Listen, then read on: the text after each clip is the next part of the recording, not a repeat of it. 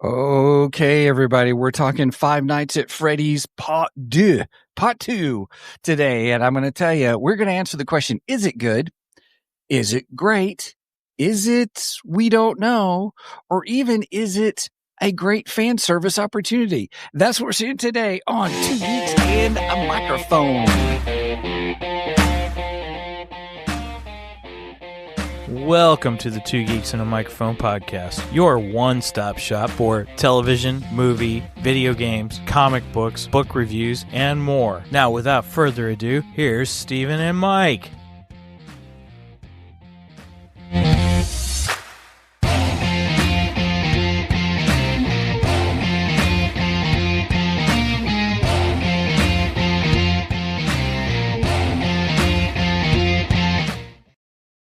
Hello there. So who talks first? You talk first. I talk first. I will talk first, and we've got Megan in the house today. Hey, everybody. I am your co-host, Mr. Stephen Buster, along with the one, the only Mr. Mike Shanks, and also the one, the only Miss Megan Shanks today, here to talk Five Nights at Freddy's. Say good morning, everybody. Morning. Good morning to all you geeks out there in Geekdom Land. Or is it animatronic land today? You're right. The animatronics have run amok, everybody. Amok.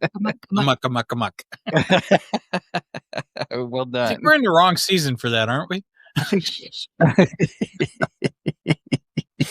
Oh gosh. Well, good morning, everybody. Hey, today's show is going to be very interesting because we're watching Five Nights at Freddy's Part 2.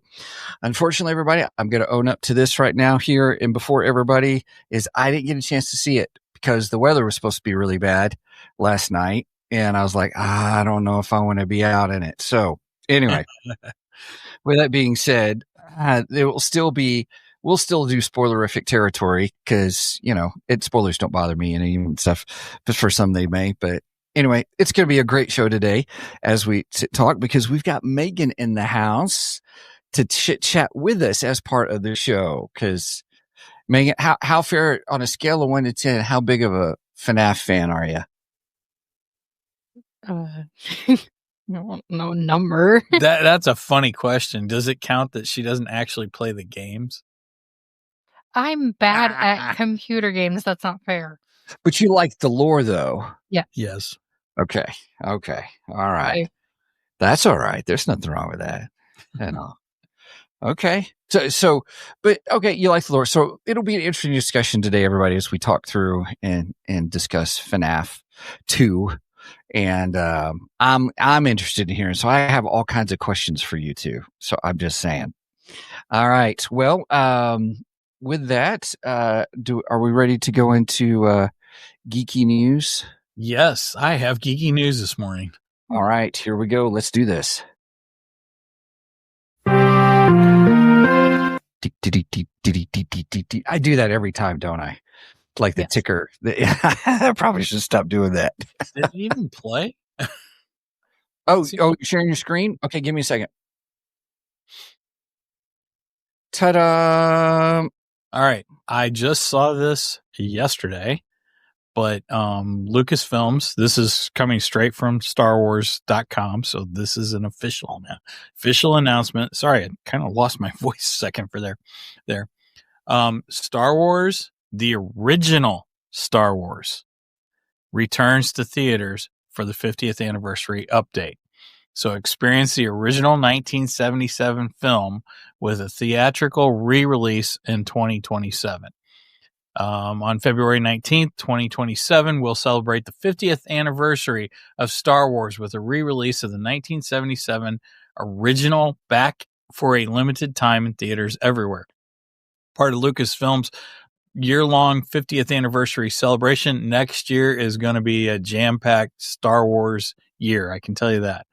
Newly restored version of the classic 1977 theatrical release, later renamed Star Wars A New Hope, will play in theaters for a limited time. Switch on your targeting computers and keep your eyes on StarWars.com for more details.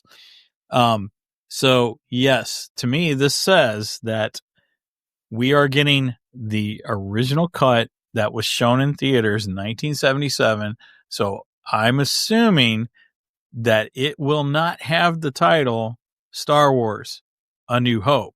It should just say Star Just say Wars. Star Wars. We should get no McClunky.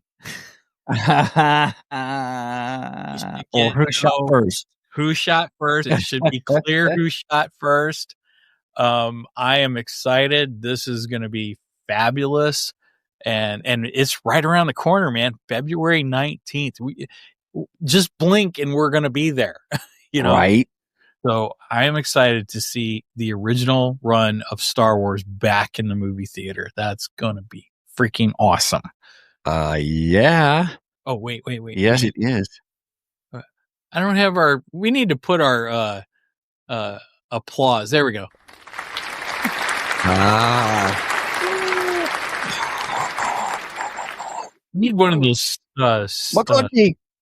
McClunky. I need one of those stream decks like you got so I can just program that and hit a button. That would be awesome. Anyway, so what do you think about Star Wars, the original theatrical release coming back to movie theater? Well, that's a good question because I really enjoy our friend Mark Anthony Austin, and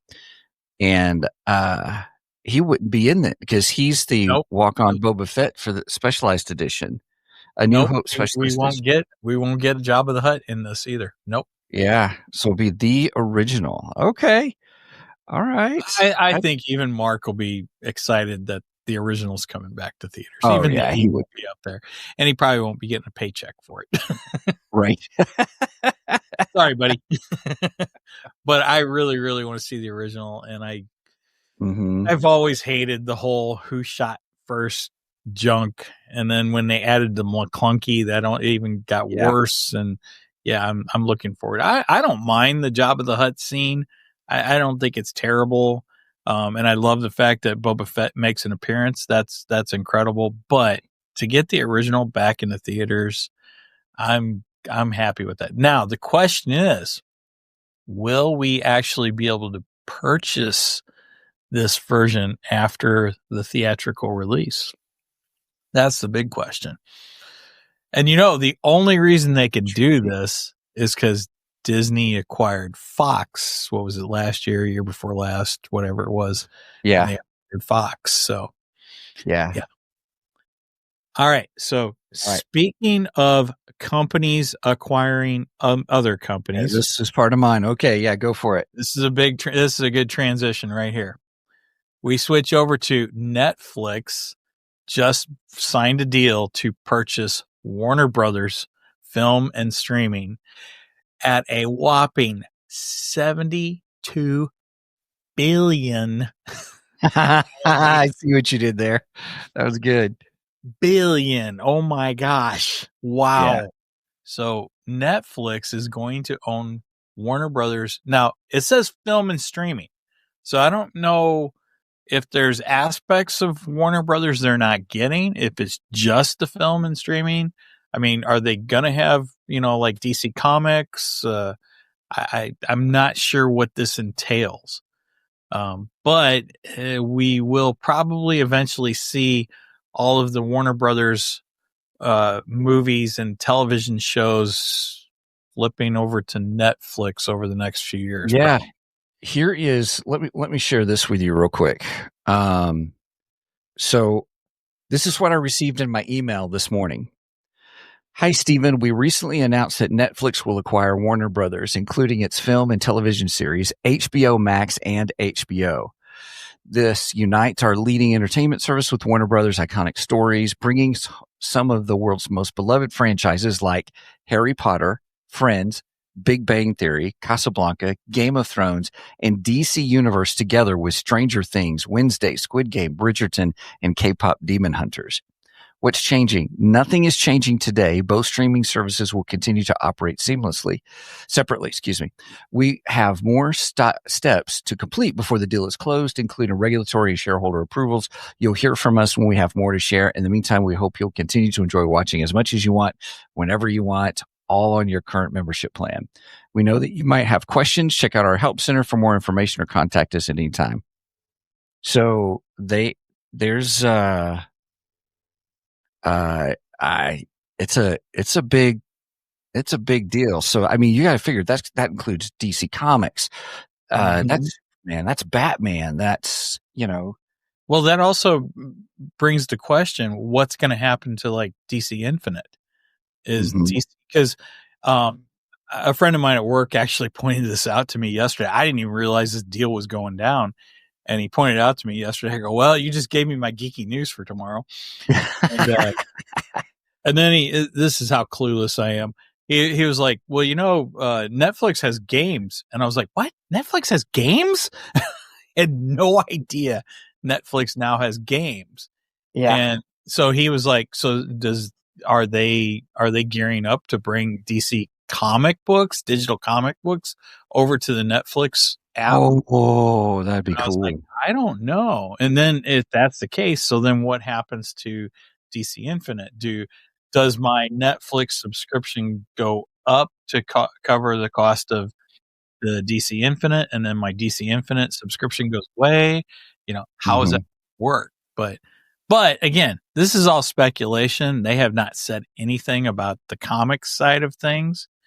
But it also brings up the question: what happens to James Gunn? Right now, James Gunn is saying, "No, I move forward as I have in the past," which at the moment I'm sure he does. But we all know when companies take over, they have It all changes. they change everything. So we could see a total revamping again of the DCU. Does that hurt or does that help the DCU? Yes. I don't know. I don't know. It's too soon to really conjecture anything. You got to probably think they're different products. HBO and the DC app are already separate, and I can't imagine them bringing those together. If they haven't brought them together, I don't think that would come under Netflix. Putting the comics inside of Netflix. But DC did have the DC Universe app before DC Infinite. Yeah. And you could watch some of the DC movies and television series on that app along with reading. I remember that, and that was pretty cool. I thought that was pretty sweet. I thought that was a neat. It was unique, because nobody else had that. Marvel didn't. Yes. Have that. Marvel just had, their. And then DC decided to separate that once. They moved the video part of it into HBO. Right. And and I was like, it's okay. It's I did like that app much more better. Cheers, everybody. Because it was nice to have my comics fix, whether I wanted to read or watch, all in one app. Right. Yes. Could you imagine having the comics and then having the podcast, the DC High Value? Oh my goodness! Yeah. Together? Oh, that'd be freaking amazing, man. I would love that. I would absolutely love that. So, yeah.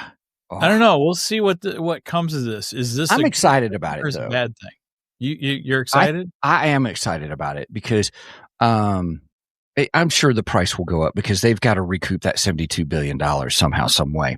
No kidding. Because I guarantee you, they'll any duplication in roles, they'll eliminate right at the very beginning, like the day that it switches.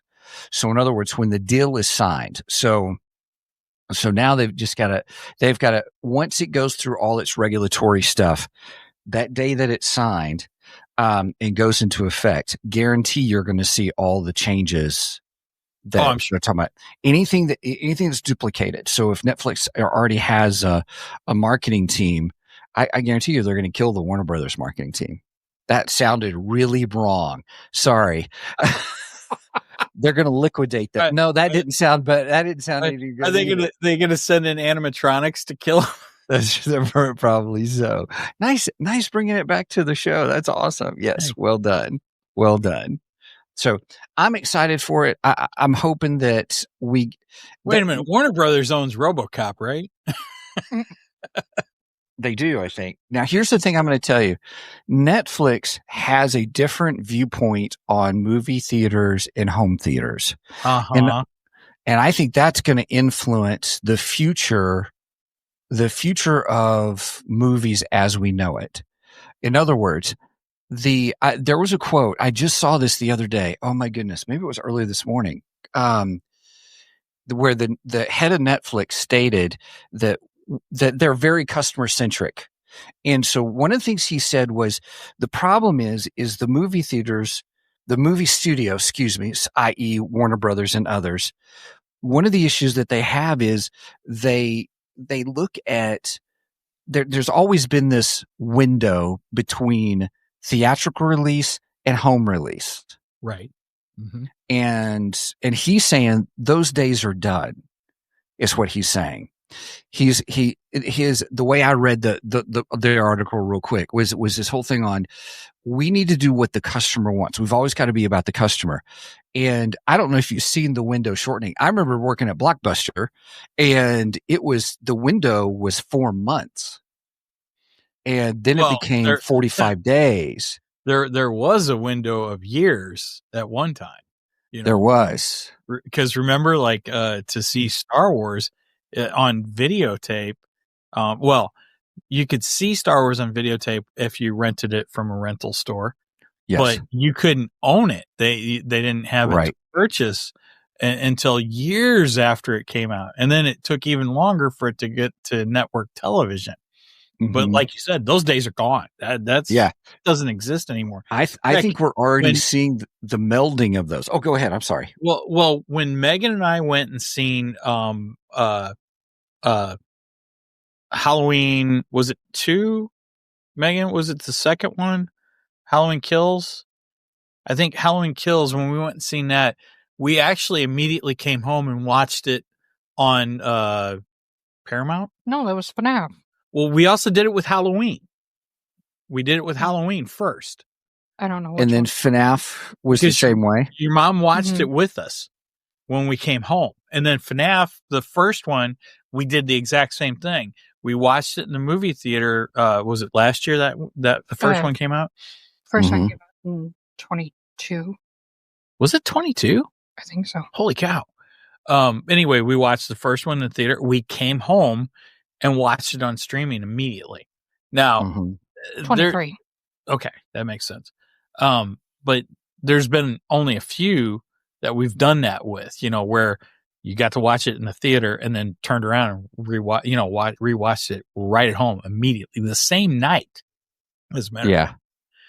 So, but I don't know if they would do that regularly, with Halloween 2, Halloween Kills, you were still kind of in the pandemic. So, the theater wasn't getting as many people show up. And I think that's the reason they put it on streaming simultaneously. I'm not sure what the excuse was with FNAF. I don't know. Look at me. I'm calling it FNAF now. Right. That's funny. That's funny. Well, here's the thing. We're already seeing the melding of the two, of the windows of theatrical release into home, because what is it? Like, I'll see it on, we'll see it on Prime Video, or I have Fandango at home, where you can within that 45 days, it seems, where you can rent the movie for like $24.99 or buy it for $29.99 or something like that. Right. And a lot of people are watching stuff at home now. I still enjoy the movie experience openly, but I got a rant. Okay, here we go. I mean, that does bring up brings up the argument of, do you still want the movie experience? Do you want the movie theater experience, or do you want the convenience of at home watching? That brings that up. Now, like you, I do enjoy the movie theater experience. Last night, I didn't enjoy it very much. I was very upset with a couple people last night that spent the entire movie, who were sitting behind us in the back row. I am talking from the time the movie, actually, they were all talking through all the Previews?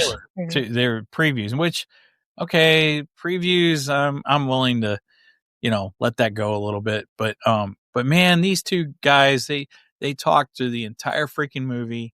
And I'm not talking like, we had a bunch around us that, they're excited. They're younger ones. They're excited about the characters being introduced, and they're whispering back and forth about, oh, this character is going to show up and blah, blah, blah.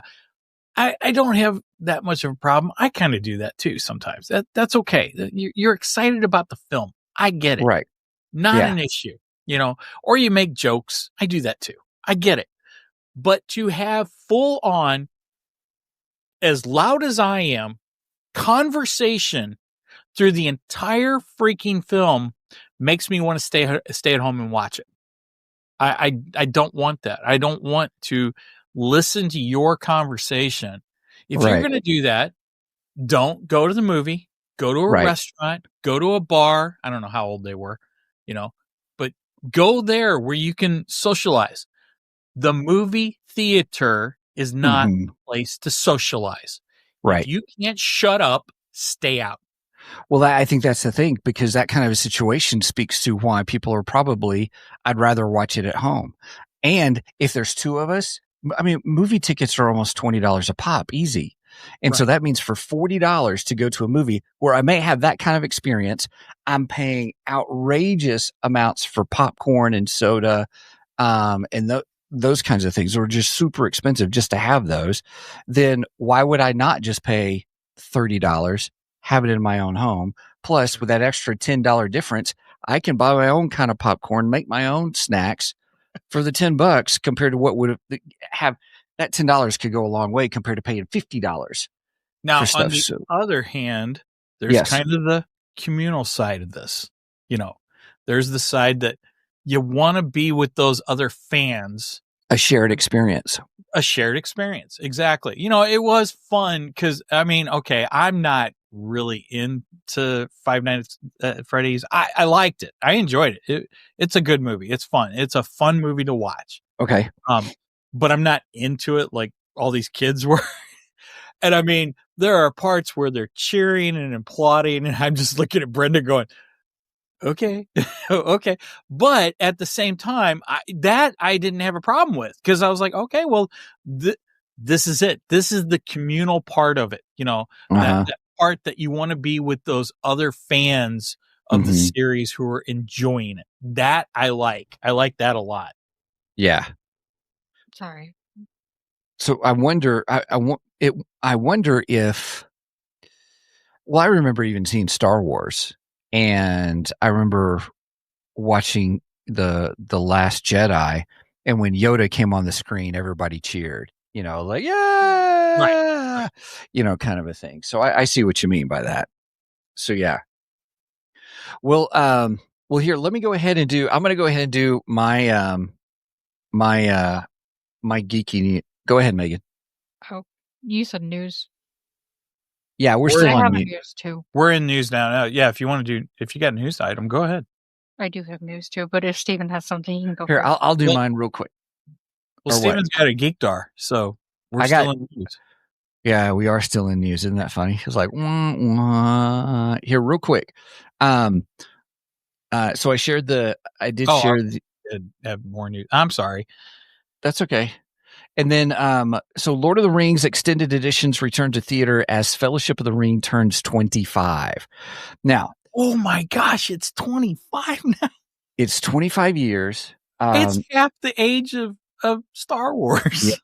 So for those of you, I really enjoy Lord of the Rings, and I do have the extended editions, and I had the extended editions when they came out. Well, 2 of the 3 packs I have where they came with a model with it. So here's the thing on this. That's, if all 3 are coming out, that's like over 9 hours of stuff. And I don't know if it's ever been in the theaters. The extended editions have ever been in theaters. I don't extended remember. Editions are better than the theatrical releases, in my opinion. They give more to the story and help the story along. I really don't remember if the extended editions ever did come out in the theaters. I mean, you're talking 4 hours worth of film right there for each one of them. For each one. Yeah. Minimum 3 hours. That's true. Yeah, that's right. That's right. Mm-hmm. Yeah. So anyway, that's what I'm excited about. That comes out in January. That's cool. The films will be screened in D-Box presentation format January 16th through the 19th, and in standard formats January 23rd through the 25th. Oh, wow. And so, they're even going to have, in addition to bringing extended films back to the big screen, limited edition Lord of the Rings themed concession items will be available at select participating theaters. Well, of course. AMC moviegoers can look for limited edition popcorn buckets. I've seen pictures of them. I don't know if they have them here. No, hey, they Megan, don't have. Here we go. AMC gets the special they get edition. all the cool stuff. They get all the cool stuff. Uh-huh. They have the popcorn bucket I want. For what? For FNAF? Uh-huh. Oh, Well, okay. FNAF had some cool stuff, though. Yeah, but they have the popcorn bucket that I want. No, okay. Gotcha. I don't know, the mug that they had, or mug, glass, whatever you want to call it. That was kind of cool. It looked like Freddy's head and everything. There's a popcorn bucket that is that same head. Oh, okay. And you can remove his face, and it's an actual mask. And I want it. And his eyes light up. Oh, wow. Lord of the Rings popcorn bucket. Nice. No, I don't see it. I'm gonna have to do a different It'll search. probably be. Well, I mean, it's right around the corner, so I don't know. Yeah, it looks like it's the map of Middle Earth. Oh, okay. Okay. It's what it looks like. So Not as cool as the Freddy, huh? Probably not. Probably not. So, okay. All right. Megan, what's your geeky news? Oh, so anyone who is a fan of the game called Iron Lung, or a Markiplier fan, Markiplier or Mark Fishbach has been working on this movie for like 3 years. He wrote, filmed, directed, produced, edited. He entirely made this movie himself with the help of his like editing team and stuff. But it is getting a theatrical release, and we finally have a date, which is January 30th. There is a website, ironlung.com, that you can look up and see if your theater has it. Otherwise, request it. But yeah, January 30th. If your local theater is not on the list, request it. Iron Lung. So what's the premise behind the film Iron Lung? That's a question. I've never actually watched it. I just want to support Mark. I know it's a horror. I know it is a horror game. Storyline set in a post-apocalyptic future where an event known as the Quiet Rapture caused all known stars and habitable planets in the universe to disappear. A convict is sent to search an ocean of blood discovered on a desolate moon using a small submarine nicknamed the Iron Lung. Okay. An ocean of blood, the only hope left after the Quiet Rapture. In the rustling halls of crumbling space stations, the last remnants of humanity craft a submarine to explore the bleeding depths and weld one soul inside to pilot it. But hope in this void is as illusionary as the starlight. This is not an expedition. It's an execution. Let's hope it's not based on that little sub that they sent down. What was it, last summer? And oh gosh, right? Yeah, because if it is, it's going to last about 10 minutes, 5 seconds. I don't know. Yeah. Wow. Okay. Interesting. Yeah. Okay. Oh, that's a good geeky news, Megan. I like it. All right. Are we ready for Geek Dar then? Yeah, let's do it. Throw with the radar, sir. What's wrong with it? I've lost the bleeps, I've lost the sweeps, and I've lost the creeps. The what? The what? And the what? You know, the bleeps. The sweeps. And the creeps. It's not always. Ha ha. All right. Here, I'll go ahead and start off real quick. So let me do this. I'm going to. Simply yours and mine are the same. So. Oh, okay, cool. So let's do this. I need to switch my camera here, everybody.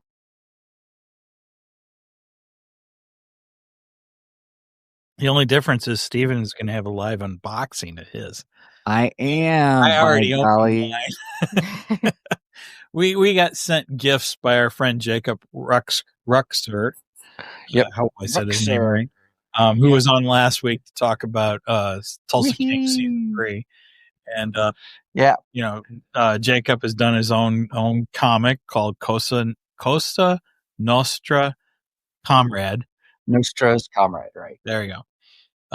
And he was kind enough to send us a little gift, each one of us. I'm going to let Steven open his now. Don't cut the book. I'm not cutting the book. I'm trying to cut the. There we go. Okay, let's see what we got here. Light the lamp, not the rat. Light the lamp. Light the lamp, not the rat. Right.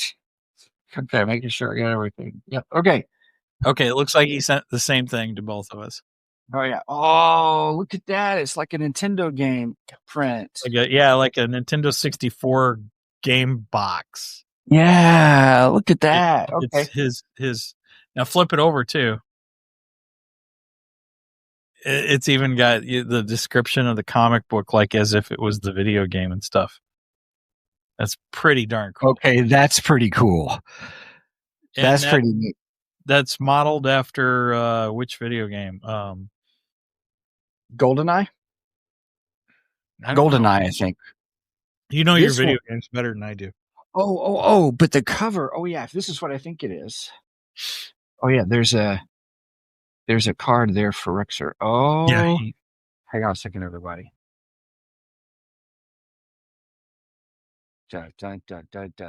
He put two backwards on.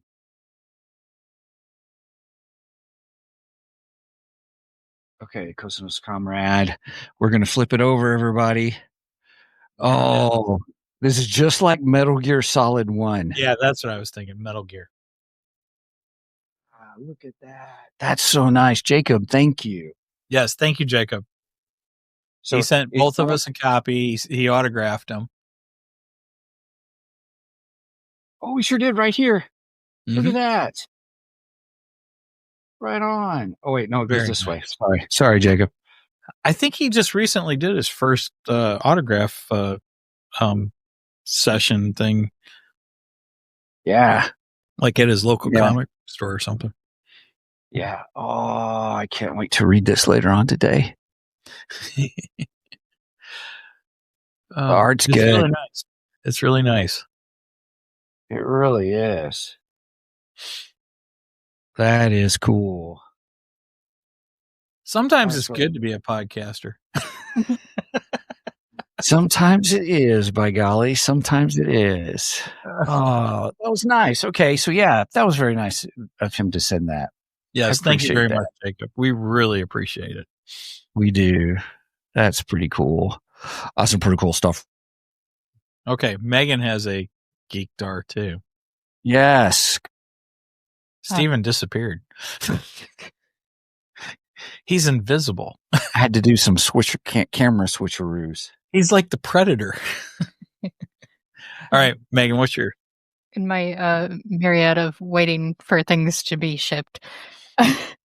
Yes. I got one on Thursday, which I'm counting as a birthday gift, even if I bought it nowhere near my birthday, but it came on my birthday.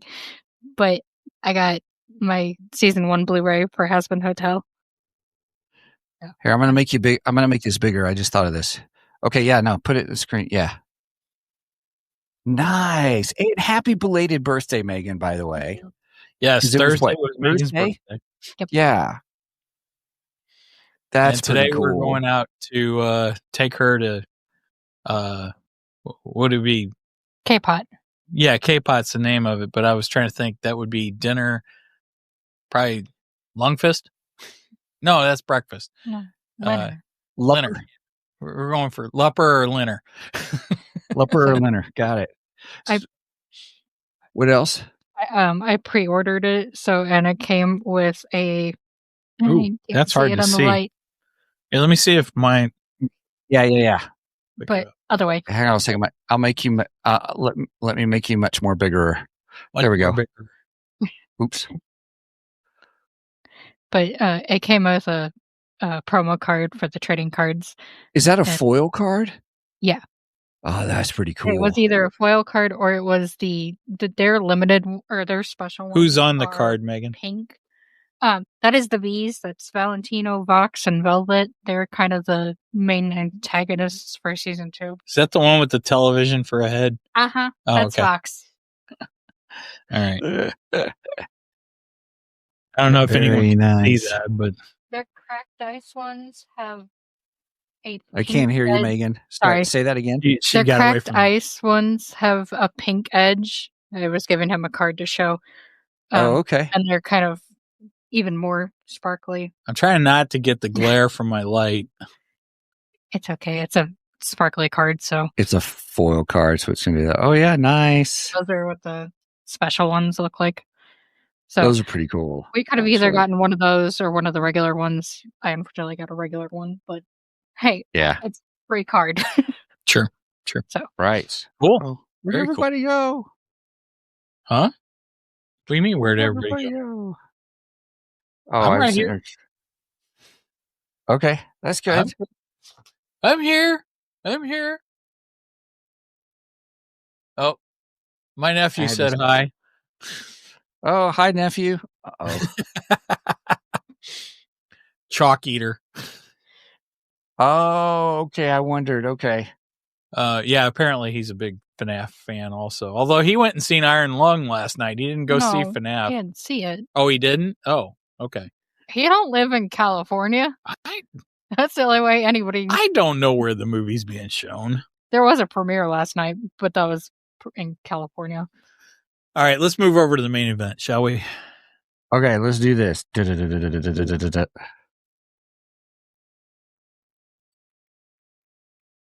It's time for the main event. All right. I have a small spoiler-free breakdown. So the release date for this film was December 5th, which was yesterday. It takes place in the year 2002, which is about 1 year after the events of the first film. And the town has developed this weird obsession with Freddy Fazbear. Am I saying that right, Megan? Fazbear, yeah. Freddy Fazbear's tragedy turning into a local legend and holding a Faz Fest. And I got to say, yeah, that's kind of weird. The conflict, Abby, who is Mike's sister, they're the two main characters. If you've seen the first one, you know who they are. If you play the video games, I'm sure you know who they are, so on and so forth. She misses her animatronic friends.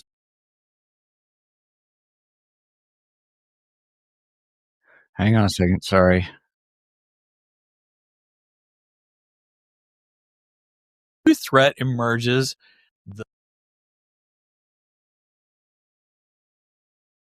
Called the puppet or the marionette. So that is the breakdown for this film. I have never played the games. I didn't really know anything about the lore until we saw the first film. Okay. And I enjoyed the first film. I think it's a fun movie. The characters are fun to watch. It's a little weird. It's a little strange, but other than that, I think it's an enjoyable film. It is a horror. I'm going to call it a horror light film. Okay. And I only say that because what? They are only rated PG-13. Right. I only say that because, in my opinion, they do a really good job with the horror. You don't really see much of it. You know what's happening. You understand what's happening. They get the point across, but they don't show a lot of gore. So in that sense, if you're looking for a horror film that doesn't show a lot of gore, I say this is a good film. Okay. Do you get like blood on the walls or stuff that like the effects of something that's going on? There's some of that going on. A There's little. a little, but it's Do you not hear like the over- sounds of it all? Like if what Some. could be happening to us? Oh, that's the worst. I think that's worse Like, than there's- actually having to go because your There's brain. one where the animatronic goes. I'm not giving anything away really, but the animatronic goes to crush someone's head, and you see them, and then it kind of goes away, but you know it happened. So, Gotcha. Real quick, Angie's in the house. They did a good job about it. Angie says, "Hi, gangs." She said, "I don't know about all that." Yeah. So she goes like, "I'll be able to watch it," and then she comes back and says, "I don't know about all that." Also, real quick, let's say hey to Chalk Eater. Good morning. I wonder what color Chalky likes to eat. Well, that's a good question. That's a good question right there. Probably eats the pink one because maybe it tastes like strawberry. So, Megan, what are you holding? I have Pops figures for the animatronics. Boy, the geek dart just keeps going, doesn't it? I know it's not geek dart. I just have it But because that's the new marionette character. well, yes. she's not new for FNAF, but new for the movies. Yeah, this is actually a 10-year anniversary one. Well, yeah, she's new. I mean, she's new for the movie. So for the movie, yeah, Marionette, one of my favorite animatronics. Apparently, yours and a lot of other people's too. I also have Mangle. It's hard That to was see. a big one. Yeah, that's hard to see because you don't have a light on in front of you. Here. Usually, I'm handing them to you to show. Oh yeah. I love all the foxes. Foxy, Mangle, One Time Foxy, which is technically what Mangle was before. Yeah. Yeah, I thought he was Foxy. I was like, Megan, is that your character, Foxy? But Foxy was in it too, right? She's a reskin. Yeah. Oh. Angie goes creepy. I agree, Angie. I agree. I love the animatronic. I love FNAF. The animatronics are cool. I think they're cool looking, and Jim Henson's studio does a fantastic job because they all look so great. Yeah, and it's so reminiscent of what Chuck E. Cheese. You know, it just feels so much like it's horror Chuck E. Cheese. Yes, right. Or what? Showbiz. It was Chuck E. Cheese in some places, in other parts of the country, it's called Showbiz. Yeah, that's true too. Same premise though. So So what did you guys? So what's your review? What's your overall review of the movies? Oh, Megan, what do you? I'm going to let you pick the scale. What do you want for a scale for this? Since this is your thing, music boxes. Music. Oh, that's a good one. I like that. Because this movie is very marionette centered, and that's a very important thing for Marionette. And why is that? Why is Marionette important? Well, the second movie is kind of the Marionette story. It kind of solely focuses on her. Okay. And, I like it's so there's 3 different canons. The fun of it is there's 3 different canons. Yeah, I'm going to Are you talking about there's 3 different levels of lore or 3 separate lores? Okay. Yes. Because there's the games, there's the books, and now there's the movies. Okay. Yeah. And they all have similar but different lore. Yeah. This one kind of goes it mixes between the game lore and the book lore, because the book lore is where we get Charlie, where they call her Charlotte, and they go by her full name. They never call her Charlie, but in the books she's Charlie, and it's a very similar story to the books, and it's a little bit different in the games. But that's kind of spoilery, so I refrain from going details. Your mom just reminded you spoilers. I know. That's funny. All I've said was it's very marionette heavy. Okay, yeah. Let me ask you this. So what comes? The games came first, then the books, then the movies. Which came first, the chicken or the egg? Right. They're still Right. games coming out.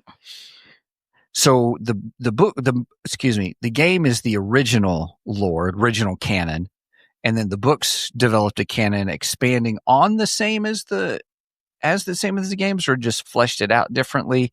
And then now the movies, in order to make them movie style, for lack of a better term, you know how they have to convert stories to movies, and they do it a little different. I think Take on Scott Cawthon just doesn't know what he wants to be officially canon. So he has 3 different canons. Who's Scott? Who is that? Scott Cawthon is the creator of the games, and he's the one that directed the movies. Okay. I don't know if he wrote the book. I think he did. He may have had help with the books, but he had a big hand in the books too. So he has control over all the lores. Okay, sure. I just so there's 3 different ones. There's for the books, there's for the games, and then there's for the movies. And that's okay. You can do that. They don't all have to be the. Well, I mean, it just confuses people. Walking Dead kind of did that too. The Walking Dead, you had the one canon from the comic books. The comics, which yes. diehard Walking Dead fans consider that the true canon. Which I get. I kind of look at DC Universe the same way. DC Universe, to me, the comic books are the real canon, and then the movies are just, fodder from it. And then they did, they kind of did the same thing. They did the television series. So I kind of look at this the same thing. I would think most, diehard FNAF fans would probably look at the game as your true canon then. Yeah. In my opinion. Just from an outsider's opinion of it, anyway. The problem is it's really hard to figure out all of the canon lore because there's so much hidden in the games, and there's so many answers that we never got. So then, when the books started coming out, we started piecing together things, and then it's like, oh well, that's not game canon. That's book canon. So it's confusing. But the first game came out in 2014. Your mom said it's the multiverse. We're just poking the bear there. I don't want no multiverse. Now. So I got this last year for the 10-year anniversary. Cool. Oh, okay. All right. Well, let's give our scores. Yes. I'm going to give it. I mean, I think it's being an outsider, never played the games, do not know the lore other than the films.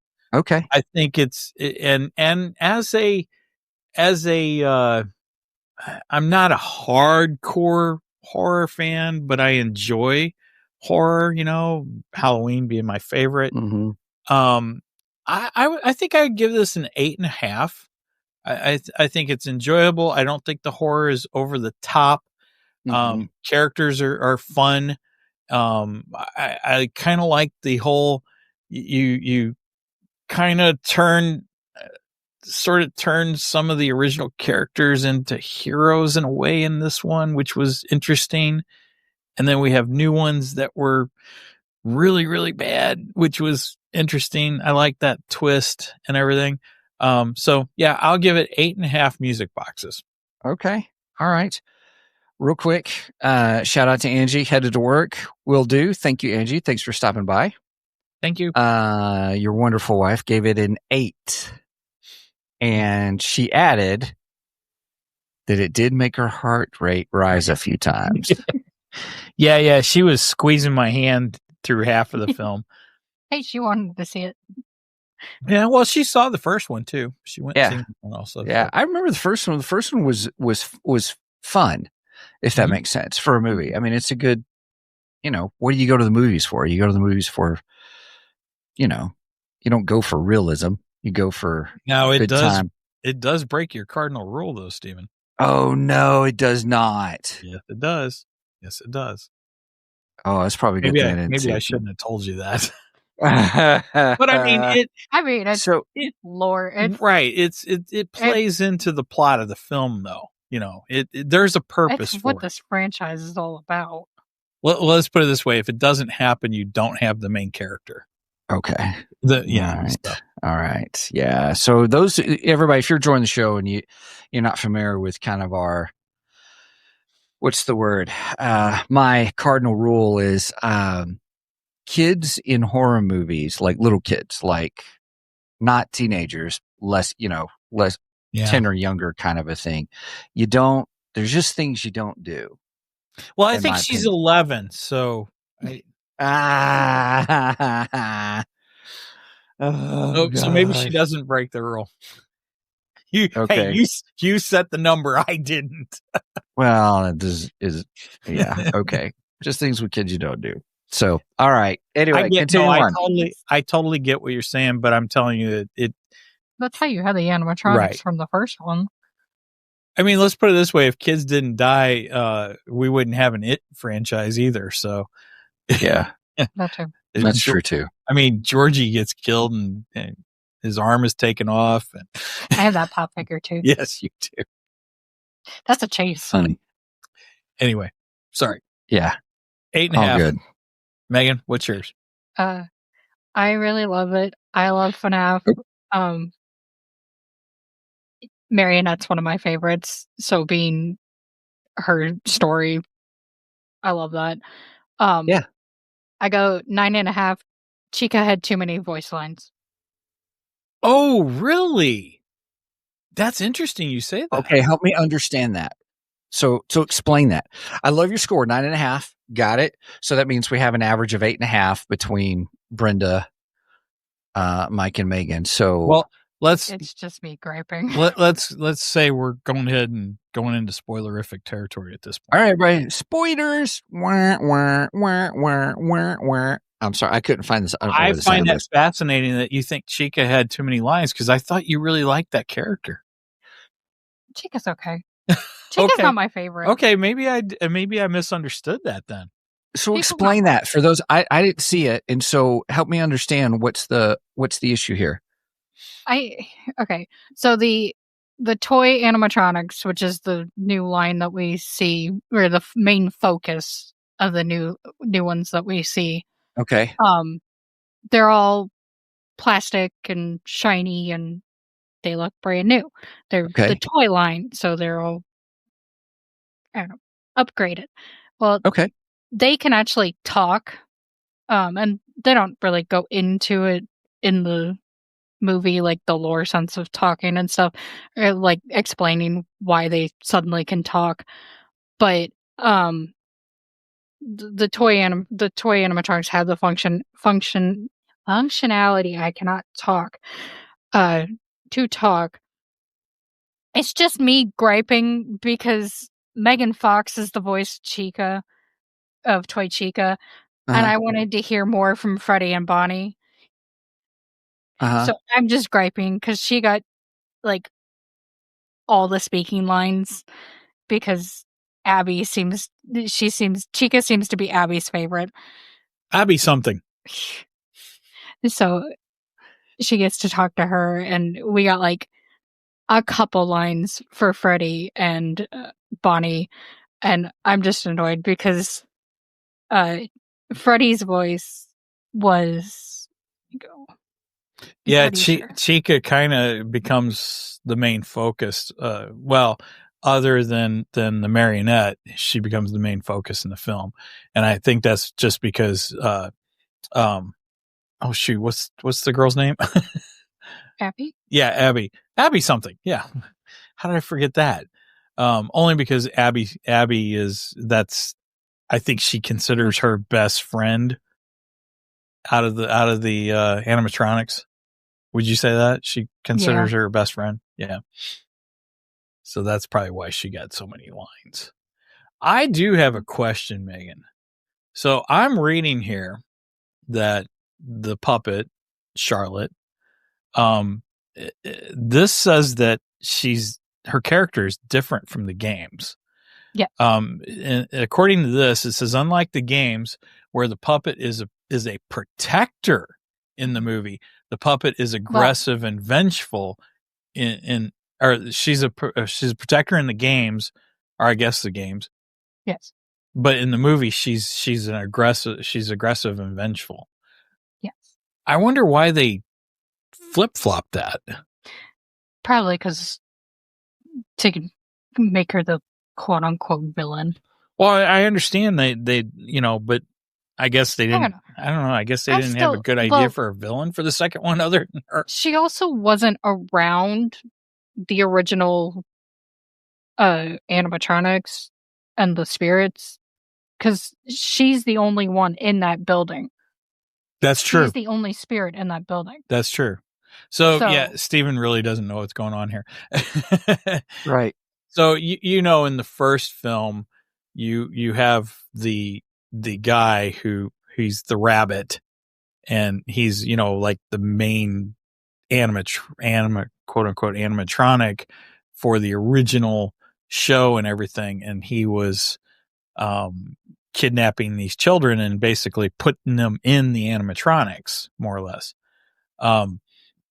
We have a similar situation with the second one. We are in the spoiler territory, so I'll put the sign back up. If you have not seen FNAF 2, please go watch the film. Yeah. Pause us, go watch the film, come back, and then start again. All right, we can go now. All right. Okay. So in this one, Charlotte's at this is like the prime of the restaurant. Okay. It's the very first one. I gotta admit, the restaurant's pretty freaking cool too. Cause they even have a little river with little boats in it and stuff in the restaurant. It's pretty wild. But anyway, and a little bridge you have to go to get into the main part of the dining room and all this stuff. So, Charlotte is there for, what's her face's birthday. Well, I don't think it was her birthday. Oh, you don't think it was hers? I thought it was her. I don't know. Maybe it was. See, I was thinking it was her birthday actually. So the girl that's the cop in Vanessa. Vanessa in the first film, and she's also the daughter to what's his name? William Afton. I think that was her birthday party, honestly. But maybe I'm wrong. Somebody can correct me if they know better. Anyway, Charlotte's just sitting there intently watching for the marionette to pop up. Okay. Cause the marionette pops up out of the floor, and they say that basically she acts as if she's controlling, Freddy and the band and everything. Oh, okay. Wirelessly. So she's a loner. The other kids don't like her and all that stuff. So she doesn't want anything to do with anyone. So she doesn't want to go to the table. And she convinces her to go back to the table. And when she does, she sees a little boy walk back to the back of the restaurant. And then all of a sudden the rabbit grabs him and takes him. And she freaks out, and she tries to get adults to go back there to find out what's going on. And all the adults are like, well, one of them really annoyed me. One of the mothers goes, adults are talking. It's like, oh my God, that's horrible. And all the adults are like, leave us alone, little girl. Nobody wants to pay attention to her. So she goes back and gets the little boy. She actually saves him. But in the meantime, she's killed. And hence, So then she basically becomes the spirit of the marionette. That's okay. What happens. Which I thought was a great premise. Actually, it works really well. But so then her whole thing is she wants revenge on all the she doesn't really want revenge on Afton. Mm-hmm. She doesn't really want revenge. She doesn't blame him for killing her. She blames all the adults that were in the room for not paying attention to her. That's where she wants her revenge. So that's the premise of the film right there. Gotcha. So and the sad thing is, I kind of get her motivation. Well, that's an important part of a film. I mean, yeah, I it's like, I don't want to identify with the villain, but at the same time, I kind of get it. I mean, yeah, the adults were crappy. They sucked. They were terrible. So I get it, so it kind of makes sense, but it is what it is. In the games, the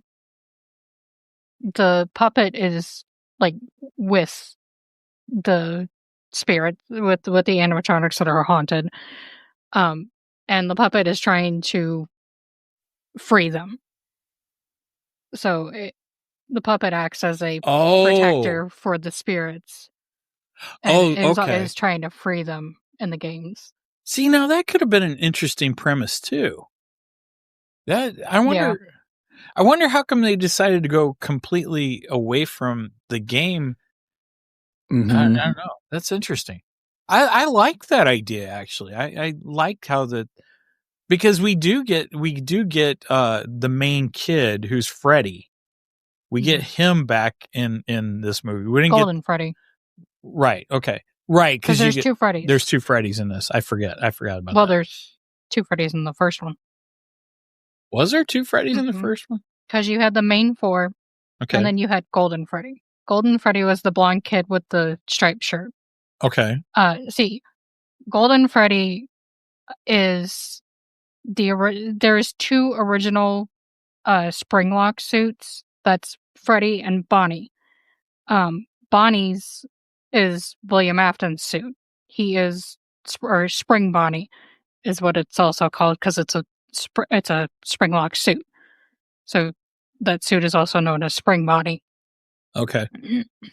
And then later on, it adapts Springtrap as a name because it becomes a trap for him. So it's Springtrap. But so those two are the original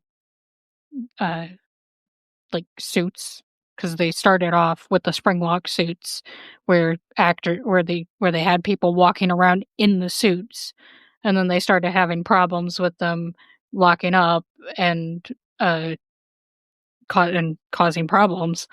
So Afton became the only one that wore it, and he only did it in secret because he killed the kids. Right. But Golden Freddy is that other one, and that's kind of I think he was, for the movie lore, he was the first victim. Oh, okay. All right. So. And your mom says she thought it was Vanessa's birthday too. I don't know. I was giddy because it was Charlie. I was too busy being giddy because I was sitting there going, that's Charlie. So they haven't said her name, but that's Charlie. Let me ask you, which version of the story do you like better? Do you like the marionette as the protector or the aggressor?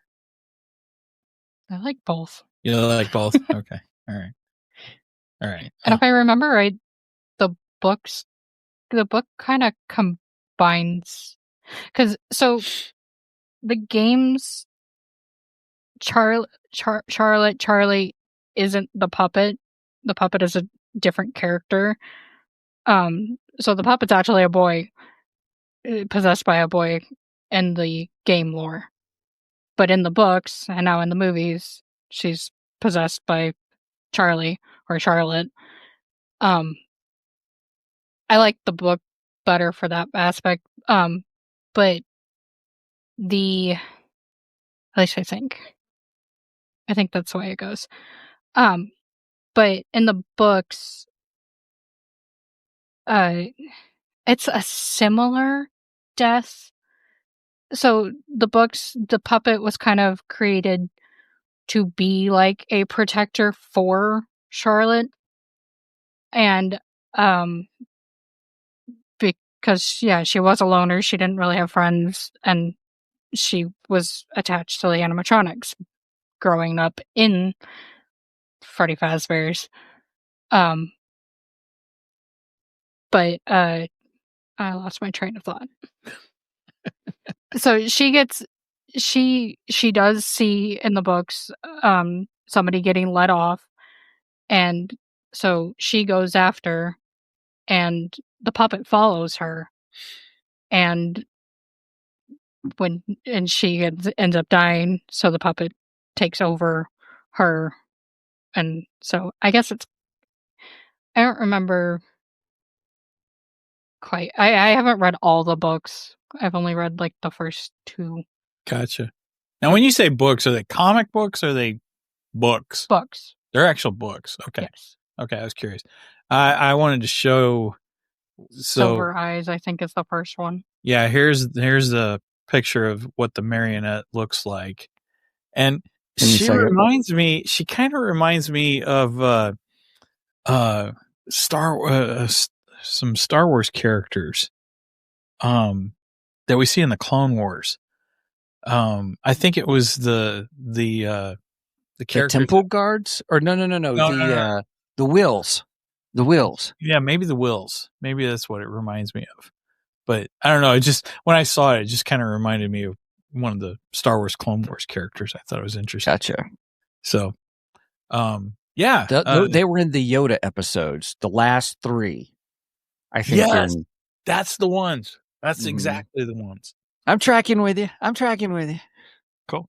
So you agree? That's what does it remind you of them too? That does, yeah. Because of the mask, the shape of the mask and stuff, yeah.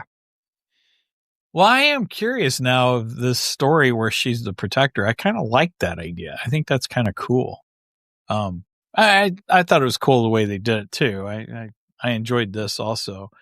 Although I did not enjoy at first when Abby basically becomes the marionette. She gets possessed. Yeah, she gets possessed. And spoiler. But we are spoilerific territory's up, so that's good. Because I liked Abby. She's a cute, fun character and everything, and I didn't want to see Abby get hurt. So McKenna looked cooler. Yeah, I remember her character's name. Well, I don't know. Both her and Charlotte looked cool as the marionette. They both had this kind of different look to them. But well, the funny thing when you see Charlotte, she has the tears. She has got the black tears. She's the crying child at that point. Right. Yeah. I mean, because that's what she looked like in the scene. Mm-hmm. When it was happening and everything. I think that's why they incorporated that. She almost has the Alice Cooper. It's also a nod to the games, because I think in the games the puppet is the crying child. I think. Gotcha. How much do you think it paid homage to the games? Like, how much of it was fan service in the movie? Good question. Well, Bonnie and Freddy's voice actors are kind of fan service, because Matt Pat, who one of the reasons why he got big was, well, not necessarily got big, but one of his biggest parts. No, he's actually the theory. Game theory. Theorist is game theory, yes. Mm-hmm. He got to be the voice of Bonnie, which is why I'm griping about it, because I wanted more voice lines. Oh, I see what you mean. Kellen Goff was the voice of Freddy, who he is the voice of Freddy. He's done in the games most of all the Freddys in the games that have voice lines, and he's been a bunch of other of the animatronics too, who I also love. But so that's kind of a non/fan service. Yeah. I think it did better than the first one with tying a little bit more of the games, because we actually got game mechanics in the second one, which I thought was really cool. So there's a point where Mike is trying to track the animatronics. That's something else funny. We have a Mike and we have a Michael. Yes. Both in this movie. Aha. That's also kind of that's game related too. But so he's sitting in this office that does not have a door. Yeah. And it never had a door. Who designs an office without a door? I love that Which line. is the way the second game is, because you're trying to survive as a security guard. And so you have these animatronics constantly coming by and trying to kill you because they don't recognize you. Oh, and I love how he has one of the heads there, and he puts the head up to his face. The animatronic walks by him and scans him. That's a game mechanic. And it says, oh, it's an animatronic because he's got the head up there. And then it walks away. You know, I thought that was pretty cool. That was clever. That's a game I mechanic. like that. Okay. That's a game mechanic from the second one. So, So you're saying there is a lot of fan service? I don't know if I'd call it fan service. 'Cause, I mean, well, I guess that part, the game mechanic part was, yeah. But see, somebody who's not a fan of the game doesn't know the game lore whatsoever. I thought it was cool. I liked it. Yeah. So, But yeah, so there's different ways. And one of the biggest one is to put the Freddy head on and it deters the animatronics because the toy animatronics have like facial scanning recognition. And the whole reason that location got shut down was because they turned violent on adults for some reason. I don't remember the in-game. It might have been similar. It might have been similar. well, I mean, but we the just premise didn't see the protective side. and the premises of this is you had the marionette. She's controlling them like she's supposed to do in the restaurant. And her whole thing is she wants to kill adults, because she's angry with the adults. So that kind of falls in with that. That makes sense. I do think that tracks.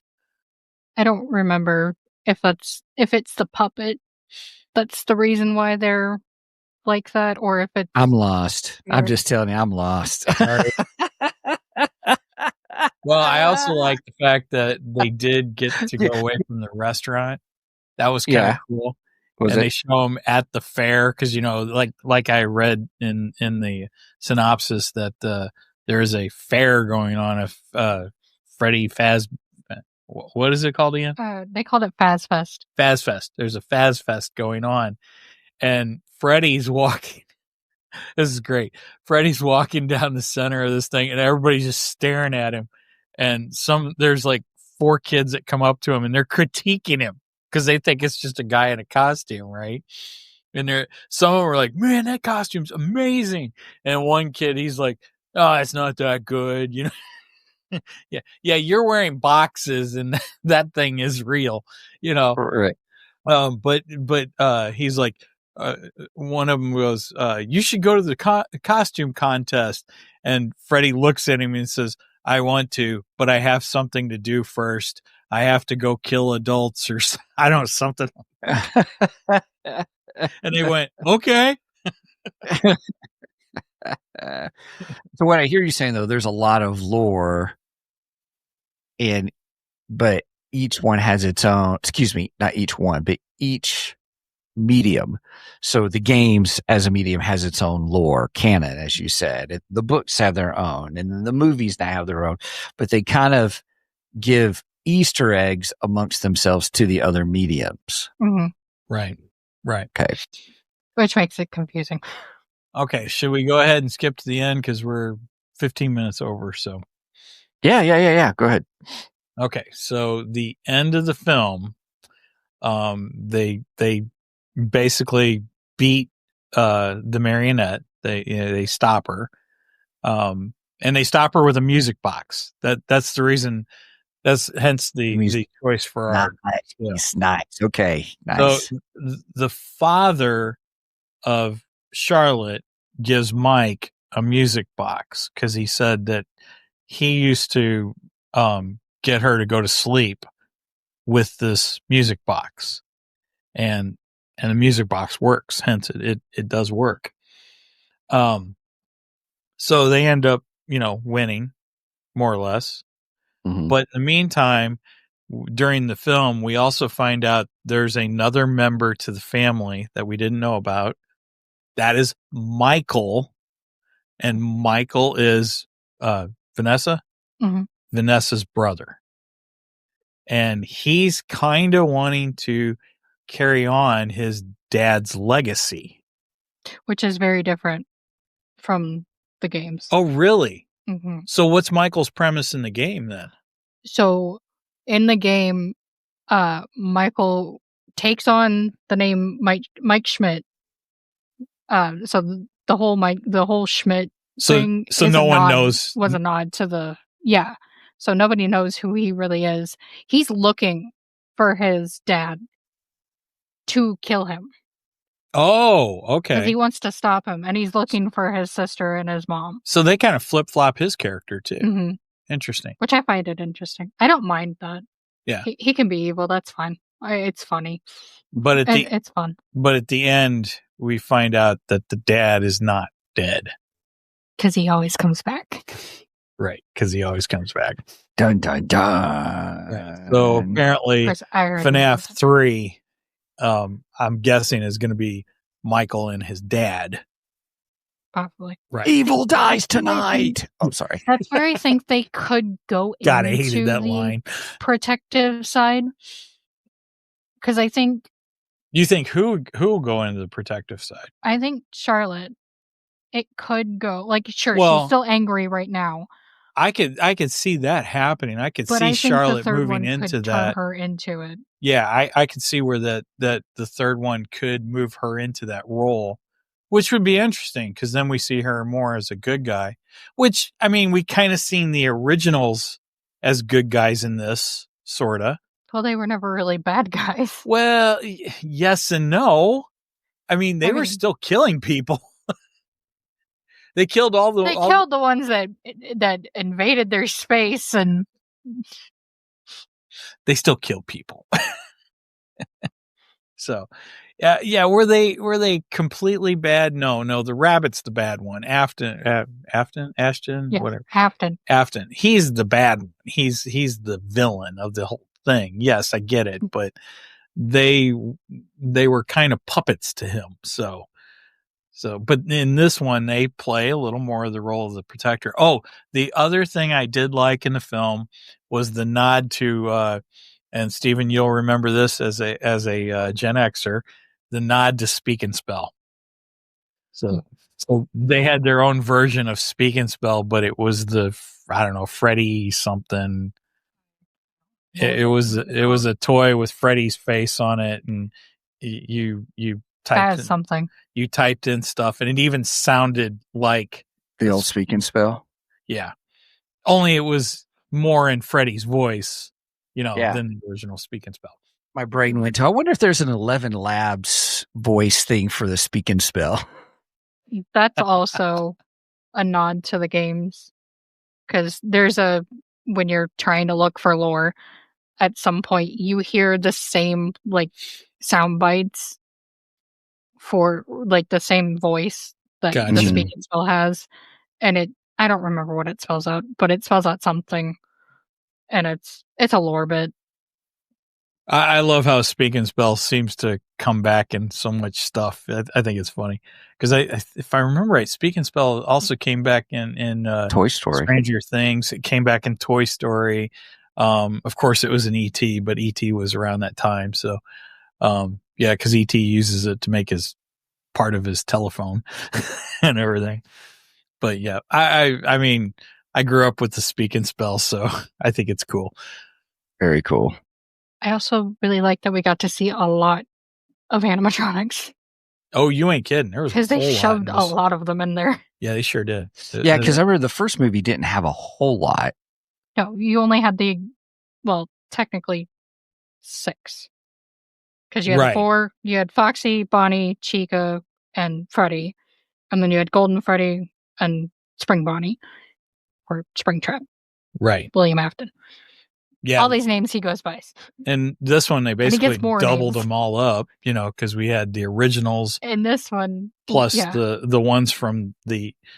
by the way, this restaurant that we're talking about, it is the original location. It's the Prime. Yeah, it's the Prime. The first. Right. So then you had the toys. So you have Toy Chica, Toy Bonnie, Toy Freddy, and then you have Mangle, who was supposed to be Funtime Foxy.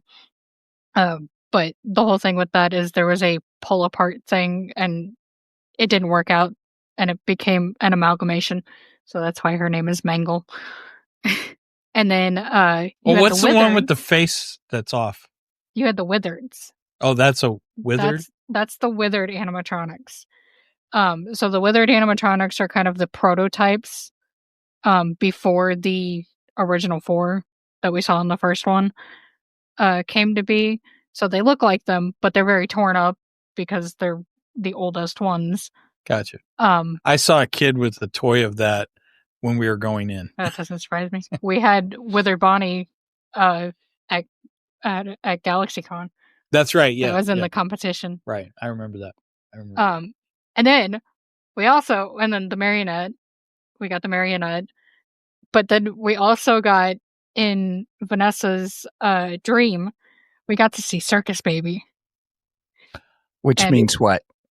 Circus Baby is one of the animatronics from the 5th game. I don't remember what numbers, but it's called Sister Location, and it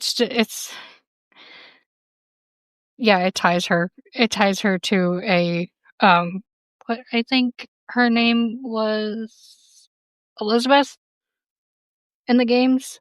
So Vanessa's a completely different. Vanessa actually is in the games too. She's in Security Breach, but I don't think she's related to the Octans. Okay. I don't remember. I'd have to rewatch lore on Security Breach, but she takes a different character in the movies. She basically takes the place of Elizabeth Afton, who is the daughter, and Circus Baby was made for Elizabeth. And that was her favorite, and in the games she dies by Circus Baby, and she's the spirit that inhabits Circus Baby. Gotcha. So it was really cool to see her. Okay. Mom had a question. Oh, okay. Oh, there you go. Figured out the answer. So why do you think the science teacher didn't want Abby in the science fair? Okay, so real quick explanation of who the science teacher is. You remember Jurassic Park? Remember, oh God, what was his name? The guy who was in charge of security at Jurassic Park. He was on Seinfeld. The guy that was on Seinfeld. Was on Seinfeld. Yeah. Oh, yeah. When he tried to break into it, he's the science teacher in this. Okay. And they're building robotics for a science fair. The entire class is building robotics, and Abby's robot is not working correctly, and she's having a tough time with it. And he's just basically like, well, you shouldn't go to the fair because your robot's not working, and it'll look bad on the rest of the class and all this stuff. Oh, that's his. Yeah. Okay. Wayne Knight. Anyway, so he tells her that he doesn't want her to go, basically. Well, she takes her robot to Chica, one of the animatronics, and Chica helps her finish her robot, which looks identical. It's a miniature. It's a miniature, but Chica. It's clear. You can see through it, and you can see the robotics inside of. Little mini Chica. And so she's real happy because she's got a working robot, and she goes to the science fair and takes it, to the science fair. And then he comes up to her and he's like, "What are you doing here? I thought we agreed you weren't going to show up and all this stuff." And he goes, here, let me take this because I'm sure it doesn't work. And when he does, he drops, quote unquote, drops it on the floor and busts it. Oh, I'm sorry, Butterfingers. Just because he doesn't want her in the science fair and everything. Because he has this whole aversion to the animatronics and Freddy Fazbear's. So you think he was complaining about everybody? Yeah, because everyone in the town has got Freddy Fazbear fever. Oh, gotcha. Okay. Right. So yeah. So you're thinking it's just because she did Chica. I think he's the kid. You think he's the kid? I think he was the kid. Which kid? The kid that she saved, that Charlotte saved. Oh, really? I didn't even think about that. Because the whole movie, I was trying to figure that out too. As soon as he was like, but I don't think like he's this. older than her, I don't though. know. Or maybe he was related to. Maybe he I mean, maybe he was the kid's dad. I think, yeah, maybe he's the kid. No, because the kid's dad. No, I don't know. I don't think they specifically. That's good. I mean, that's good thinking. I think but he's related to some. I just thought he was older than Vanessa, though. He might have been. I don't know. That's a good one. Anyone knows this? Either that, or he may have been he may have had a sibling or something that was one of the other missing kids.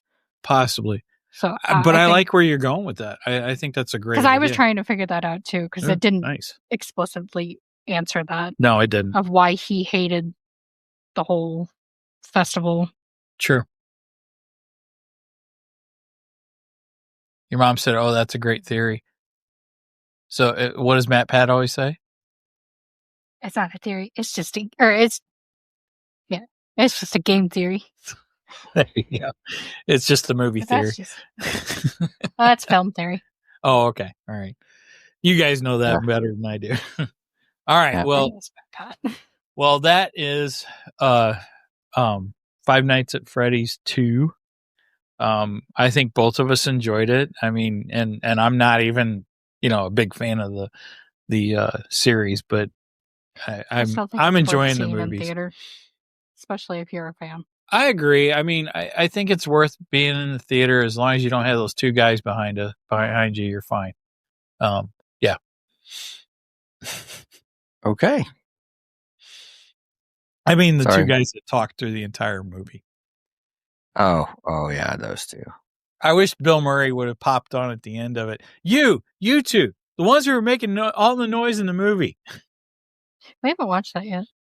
You're right. We usually watch that closer to Christmas. True. And your mother even said it's worth a watch. Okay. I mean, that speaks a lot because she hates horror films. So that's a lot. So, yeah. All right. And that's FNAF 2. Ta-da! Da-da-da-da. All right. Well, everybody, sounds like we're wrapping up. So here's the dealioso. Thanks for checking us out here today on Two Geeks and a Microphone with Megan. Real quick, everybody, please check out our website at www.twogeeksmic.com. That's the number 2 GEEKSMIC.com. That is our hub for all things Two Geeks. You can get to everything else from there, such as our merch page, which is www.twogeeksmicmerch.com, as well as our Ko-fi page. Ko-fi is like, those are maybe familiar with it. It's just like Patreon, but we like it much more better. Cheers. And so ko-fi.com/2geeks, number 2 GEKS. And you could purchase on Ko-fi too. We pop up as well. So, we have a $1 tier, $2 tier, and $3 tier. And all that does is just help us to pay for all the stuff that it takes to do the show and the podcast and all that. So, and then, also, if you want to reach out to us, the best way to do that is through our email address, which is show@twogeeksmic.com. And, Mike keeps an eye on that pretty well, does a pretty nice job keeping up with any requests or thoughts or anything that anybody has on there. So, all right, man. Well, with that, what else we got? With that, just like to say, make sure and check out all of the socials that we're on. We are on Facebook and Instagram. And I try to post, funny memes. Some of them I might steal. Some of them I might make. we're not going to say which ones are which. Right. And then I try to put up, fun facts, throughout each month of, all kinds of geeky things, geeky anniversaries or so on and so forth. And then finally, we always post when we're going live. Speaking of going live, we go live every Saturday morning, 9 a.m. Central Standard Time. You do the rest on the math. And we go live on Facebook, YouTube, Twitch, and Rumble. Did I get it all? I think so. All right. So, any last words, funny anecdotes? Real quick, murdery. These guys are the best. Aw, thanks. Thanks. Well, it could have been Zig or it could have been Jeff. I'm not sure which one. Right. Thanks, guys. We love you guys. All right. With that, music taste aside. What's that? They said music taste aside. Music tastes. That'd be Zig. That's got to be Zig then. Has to be. Because I know Jeff and I are kind of on level with our music taste. So. Anyway. That's funny. All right. So with that said, please, well, first of all, watch out for the killer animatronics.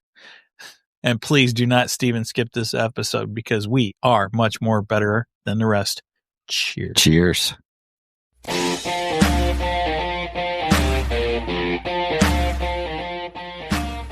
Thank you for joining us today on the Two Geeks and a Microphone podcast. Tune in next week when we will have more news and reviews. Until then,